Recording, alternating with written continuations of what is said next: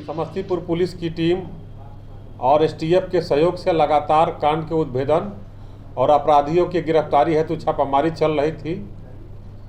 Police अधीक्षक समस्तीपुर श्री अरविंद प्रताप सिंह के नेतृत्व में इस अभियान को जारी रखा गया और इसी क्रम में जो इस घटना का मुख्य अभियुक्त था दीपक कुमार उर्फ दीपक मुंशी को नगर थाना अंतर्गत काशीपुर से उसके घर से गिरफ्तार किया गया।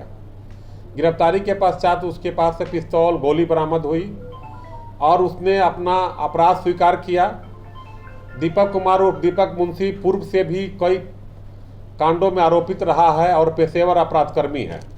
उसने बैंक ऑफ महाराष्ट्र की घटना की अपराध स्वीकार करते हुए जो अपना अपराध स्वीकारोक्ति बयान दिया, उस बयान के आधार पर और सत्यापन के क्रम में लूटी गई आभूषण और बरामद किया गया। कुछ आभूषण वो सोनार को दे करके पैसा ले लिया था।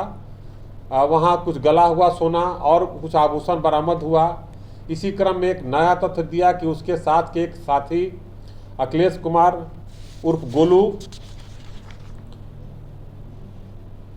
के ससुराल से भी छापामारी की गई। तो अखिलेश कुमार उर्फ गोलू नहीं पकड़ाए, लेकिन उनके ससुराल में उनकी सास और साली के यहाँ से लूटी गई सोना बरामद हुई। दीपक कुमार उर्फ मुंशी, आपको मालूम है कि यहाँ कोर्ट में एक मुंशी का काम करता था, वकील के यहाँ। एक नया तथ्य आया इसमें कि इसी क्रम में रमेश झा जो युवा क्रांतिकारी मोर्चा के राष्ट्रीय अध्यक्ष हैं और एक पॉलिटिकल पार्टी एक संस्था बनाए हुए थे, उसी के अध्यक्ष थे। और इनके द्वारा जो है एक नई अपराध शैली विकसित की गई थी कि बैंकों में जो लोन मिलता है वो लोन गोल्ड की मात्रा पर मिलता है। 22 कैरेट का है, 20 कैरेट का है या 30 कैरेट का है, 24 कैरेट का है। उसके आधार पर बैंक लोन फिक्स करता है। ये पूर्व में भी इस अपराध शैली में नगर थाना अंतर्गत 2 कांड में ये रमेश झा, इनकी पत्नी, इनके पुत्र ऑलरेडी आरोपित रहे हैं और जमानत पर थे।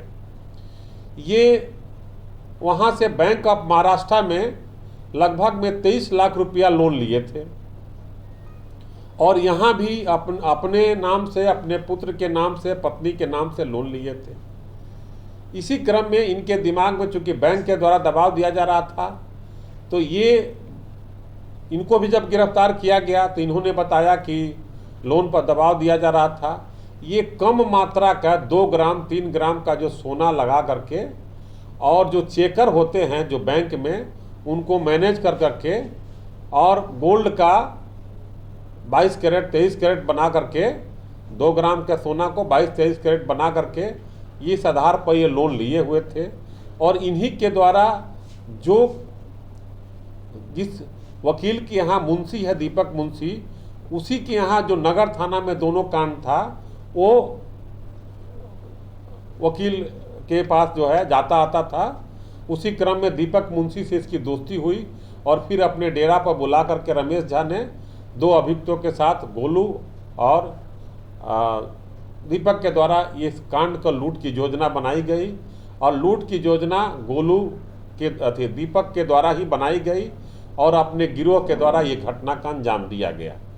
घटना के पश्चात दीपक और दीपक मुंशी जो भागा फिर रहा था, ये रमेश झा के साथ रजरप्पा, दिल्ली और जालंधर भी गया। जालंधर में भी दीपक मुंशी की इसी अपराध से लूट की घटना में अभियुक्त था कि वहाँ पर हम सरेंडर कर जाएंगे। और उस केस में पहले भी एक बबलू जो गए हैं, जो शायद 300 ग्राम का सोना जो बरामद हुआ था इसी लूट के घटना में, वो भी उसी के साथ वहाँ कोई एक्यूज था, लेकिन वहाँ जमानत में जमानत नहीं होने के कारण ये वापस आया। तो पुलिस इन पर निगाह लगाई हुई थी, लगातार इसकी मॉनिटरिंग कर रही थी, इसकी गिरफ्तारी हुई। इस प्रकार एसटीएफ बिहार पटना और समस्तीपुर पुलिस की जो एसआईटी टीम है, पुलिस अधीक्षक समस्तीपुर के नेतृत्व में एक बेहतरीन और अच्छा काम किया है। अभी भी इस कांड में अभियुक्त फरार चल रहे हैं और जो गोल्ड है, जो राशि है, उसकी बरामदगी की प्रक्रिया चल रही है। और जो हमारी टीम जो है जो सराहनीय काम की है इसको पुरस्कृत भी किया जाएगा।